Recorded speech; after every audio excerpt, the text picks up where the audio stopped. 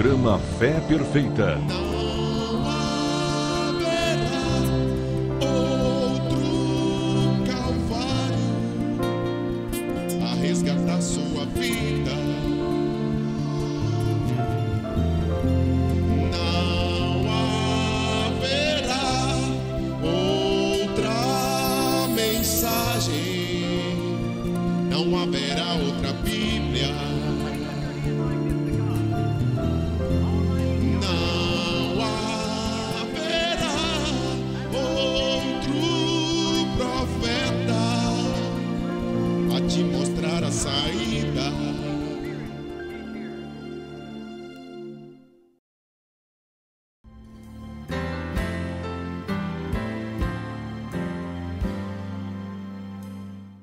Porque Deus amou o mundo de tal maneira que deu seu Filho unigênito para que todo aquele que nele crê não pereça, mas tenha a vida eterna. São João capítulo 3, versículo 16. Meu nobre irmão telespectador, nós, pela graça de Deus, nos juntamos nesta hora para um momento de meditação em torno da palavra de Deus, aqui, através desta emissora amiga que apresenta o programa Fé Perfeita. É bastante interessante poder imaginar como tudo que nós vemos e no mundo em que nós convivemos, como tudo veio à existência. Nós não somos produtos de um acaso, nada acontece aqui por casualidade. Se estamos vivendo aonde estamos, fazemos apenas parte de um grande drama que estava na mente do Eterno e que foi colocado em evidência ao longo da história da humanidade. Se voltarmos na eternidade, quando não havia absolutamente nada, imagine, não havia um átomo, nem uma estrela, nem anjos, só uma fonte inesgotável que pulsava o amor, e este é Deus. Neste ser eterno, que é na Bíblia chamado de Elohim, que quer dizer aquele que subsistiu de si próprio, este ser eterno, a palavra eterno, quer dizer que nunca teve princípio e nunca terá fim. Este ser eterno, tendo em si atributos que são maravilhosíssimos, como, por exemplo, bondade, paciência, misericórdia, consolo, ajuda. Ele gostaria de partilhar aquilo que é bom com alguém, mas não havia nada. Então é daí que surge o programa da criação. E Deus, então, começa pela palavra do seu poder, criar na linguagem de Paulo. Que o mundo que agora vemos, os mundos que agora vemos, pela palavra de Deus foram criados. Hebreus capítulo 11, verso 3. Então, Deus fala e há uma grande explosão. E nesta grande explosão nós vamos olhar agora pelo universo, milhares e milhares de átomos que se desintegraram, explodiram e agora então pende no espaço que nós conhecemos como universo, pedaços de carvão porosos. E aí nós temos todos os planetas, as galáxias e, enfim, o universo que nós conhecemos com estas estrelas. E Deus, então, na sua bondade, na sua misericórdia e na sua grandeza, sem nenhuma pressa, observa, quem sabe por milhares e milhares de anos, uma fagulha daquela, um pedaço daquele de carvão poroso que está gravitando no universo, e ele resolve, por decisão dele, colocar vida naquele planeta.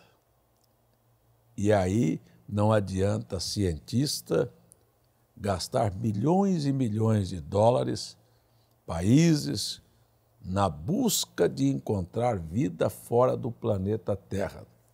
Voltaram e cada vez que forem a estas expedições, voltarão frustrados apenas com um monte de areia, de pedra na mão e nenhuma vida. Ele colocou vida no planeta Terra. Ele resolve, então, derreter a geleira deste pedaço de carvão poroso, e aquele gelo que está sendo derretido se transformam em mares, e então ele vem e faz a divisão, a separação, estabelecendo água doce e águas amargas. Daí ele passa a colocar, pela palavra do seu poder, dentro deste monte de águas que se separou, então ele começa a chamar à existência o mundo vegetal, depois os animais, começando dos pequenos gerinos até as grandes bestas, e chegando num animal que quase é a perfeição e que a ciência jamais conseguirá chegar até ele, porque Deus, depois da queda, desfez a forma física deste animal. Então, nós temos dos pequenos girinos, foram criados as grandes bestas, chegando no chimpanzé, que a ciência quer atribuir, que é um processo evolutivo que chegou depois no homem. Mas, na verdade, não foi assim. É que Deus fez o chimpanzé, bem próximo do homem, mas depois fez um outro animal chamado a serpente. Este animal era um homem sem alma. E Deus, então, deu um passo adiante e fez um outro mais capacitado, que é a sua obra-prima, que é o homem criado à sua imagem e à sua semelhança. Então, nós temos aqui a mente do eterno, como tudo veio à existência. Mas lá na eternidade, antes que Deus se antecipasse para falar uma só palavra para que o mundo ou os mundos viessem à existência e para que ele pudesse colocar aqui um jardim com tudo organizado e colocar o homem aqui, antes que ele fizesse tudo isto, ele fez um plano chamado Plano da Redenção. Por quê? Porque eu iniciei este programa falando sobre o eterno e seus atributos maravilhosos que estavam nele, bondade, não é? Paciência, misericórdia. E ele queria partilhar isso com alguém. Então ele faz um projeto, sabendo que para mostrar que ele era salvador, ou curador, ou consolador, ele primeiro tinha que ter alguém que se perdesse. Mas como ele, sendo a fonte de bondade, podia fazer o homem e derrubar o homem para que ele pudesse mostrar para o homem que ele é salvador. Isto é o que nós vamos ver no próximo bloco. Como eu estava falando, então, como o amor poderia provocar a queda para poder mostrar seus atributos? Um Deus tão bom assim. A verdade do assunto, Deus, então, quando iria criar o homem, lá ainda na sua mente, não estou falando de colocar em prática, estou falando no projeto. A primeira coisa que ele fez foi dar ao homem uma coisa que todos acham que é uma coisa extraordinária, que é o livre-arbítrio. O livre-arbítrio foi colocado, foi dado ao homem para que o homem tomasse uma decisão, sabendo o eterno, porque nada lhe é oculto, que aquela seria a porta para que o homem caísse. Bom, mas como isto parecia uma arapuca, uma casca de banana, uma maneira para que o homem pudesse cair, para que ele pudesse manifestar seus atributos. Sendo ele amor, o próprio amor, que é Deus, o constrangeu, numa força de expressão, sabe? O próprio amor o encantoou, colocou ele num canto e disse: como é que o senhor vai dar livre-arbítrio para que o homem caia, para que o senhor possa mostrar os seus atributos de bondade? Então o amor o constrangeu a produzir a sua soberana graça, que é o favor que ninguém merece. Então, ele voluntariamente propõe a criar um meio, uma válvula de escape para aqueles que desejarem se salvarem, escaparem. Foi assim, então, que ele cria a soberana graça, e por isso eu li na abertura do programa que Deus amou o mundo de tal maneira. Você já imaginou o que é tal? Quando João foi escrever sobre o amor de Deus, não encontrando palavras para expressar o tamanho da grandeza do amor, ele usou a palavra tal, de tal maneira. Quer dizer, não existe expressão para se entender o amor de Deus. Então, João descreve que ele, na sua infinita graça soberana, propôs a nós, ele próprio, veja que ele não fez uma casca de banana, que ele próprio pudesse vir dar a vida, e esta seria a válvula de escape para todos aqueles que querem experimentar. E eu diria a você que está em casa me assistindo, experimente. O salmista Davi disse: provai e vede que o Senhor é bom. Experimente esta bondade, experimente andar com Ele, experimente ter Deus como seu consolador, como seu advogado, como seu médico, como seu melhor amigo, como seu psicólogo, sabe? Como aquele com quem você toma conselhos. Experimente e veja que Ele é socorro presente na hora da angústia. Experimente andar com Deus, se submeter à vontade de Deus. Eu sei que muitas vezes você não o entenderá, porque Ele não age por impulsos, Ele não tem sentimentos vingativos. Se assim o fosse, Ele já teria destruído a você e a mim e esta sociedade milhões de vezes, porque, na verdade, a sociedade nem caso dele faz. Mas ele tem um grande sentimento, porque ele é amor, pelo ser humano. E esta é a experiência de qualquer pessoa que tem uma aproximação de Deus. Você se aproxima de uma pessoa para orar por ela. Se você não tem um sentimento, não se coloca no lugar daquela pessoa, como sendo você mesmo que estivesse precisando daquele recurso, aquilo não vai funcionar. Por isso, Deus, sentindo a miséria do homem, se fez homem. Ele veio aqui, então, ele sentindo o que é viver numa carne humana como a minha e a sua, do que é estar no meio de uma sociedade, do que é conviver com a força dos demônios que ele criou para que manifestasse o mal. Por que Deus permitiu que o mal se manifestasse? Porque não há nenhuma virtude em você conhecer a luz se não houvesse as trevas. Você nunca saberia a diferença entre estar saudável se não houvesse a doença.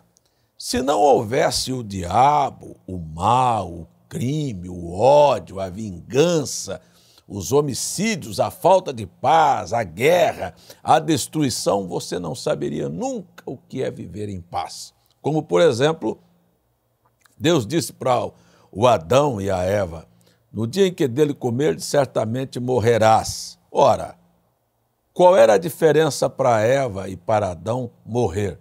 Eles nunca tinham visto uma formiga morrer, um pardal morrer. Eles não sabiam o sentimento do que era a morte. Portanto, partiram para o mal, porque não sabiam a diferença entre o bem e o mal, entre a vida e a morte, assim como as pessoas não podem diferenciar entre ser um homem honrado, limpo, em ser também um ser espúrio. Você sabe qual é a diferença entre ter uma família, ter filhos submissos, ter uma esposa que lhe respeite, ter paz no seu lar, ter segurança, quando você apenas não conhece isto, você acha que a vida que você está vivendo e que a sociedade está levando e que a televisão mostrou qual é o padrão, que está certo. Mas vamos fazer uma coisa? Experimente para ver como Deus entrando na sua vida sai a desavença, sai o desrespeito.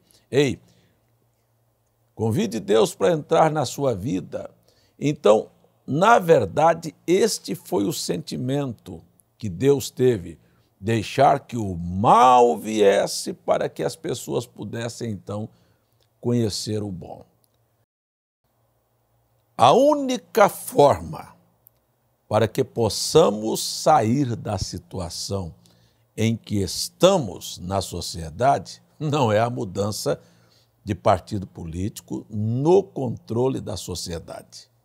A única maneira, o único caminho, a única válvula de escape que a sociedade tem não é a mudança de religião. Isto não vale nada. Nem a mudança do partido político, nem a mudança de religião vai resolver a situação do mundo. Não serão filósofos, ideologistas, porque cada vez que o homem caminha nesta direção, a sociedade afunda mais.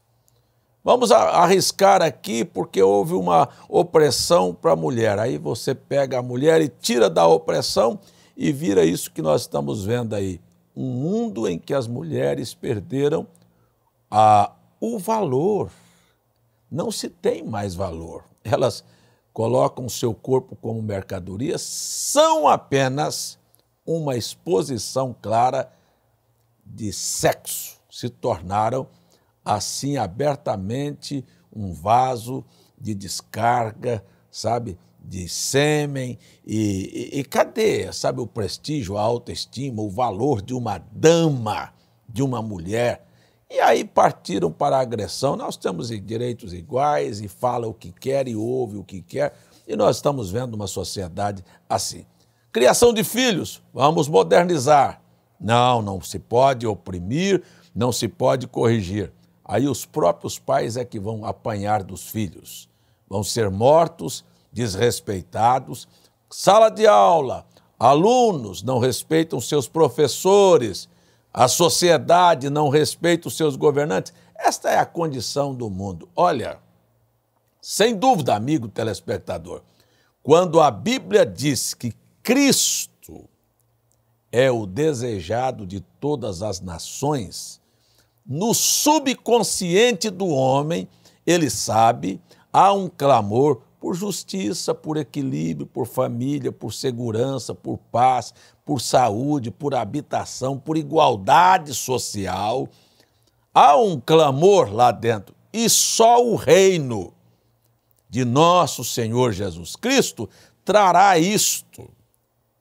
E Jesus disse, o meu reino não é deste mundo, então não é um partido político, então não é ideologia, então não é mudança de religião, mas é encontrar a válvula, o caminho da verdade e da vida, porque, na verdade, o mundo vive uma mentira, vive em trevas, engana-se a si mesmo, agem como loucos, e quando falamos na saída, as pessoas não podem encontrar, porque a porta é tão estreita e o caminho é tão apertado que não se pode encontrar o caminho nem a solução. Eu vou voltar a dizer, eu sou um pregador do Evangelho e estou apontando para as pessoas a saída que é Cristo. E Cristo a gente não o encontra na mudança de religião.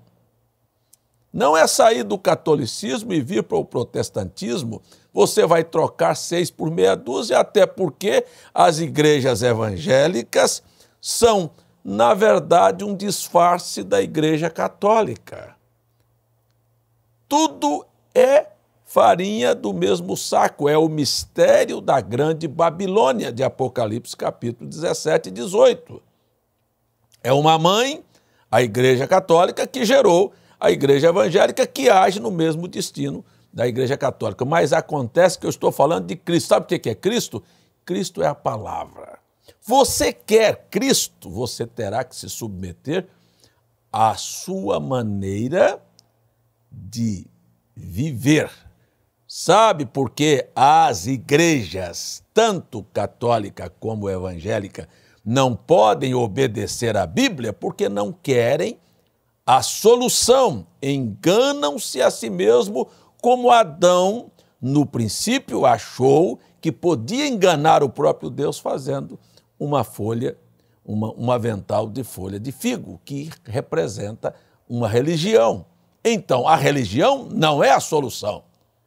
A solução é Cristo, é a palavra, são os seus ensinamentos, é amar os seus inimigos para colocar na cabeça deles brasas vivas, é perdoar quem te ofende, é se alguém lhe bater a face, dar a outra, é negar a si mesmo, é tomar a cruz, é seguir, é entrar no sentimento do seu semelhante. Por exemplo, você não pode ser feliz se você não tiver em si o sentimento de fazer com que aquela pessoa que conviva com você seja feliz, seja seu pai, seja sua mãe, seja seu marido, seja sua mulher. Então, Deus, para ser feliz e para dar a você a felicidade, Ele entrou no seu sentimento.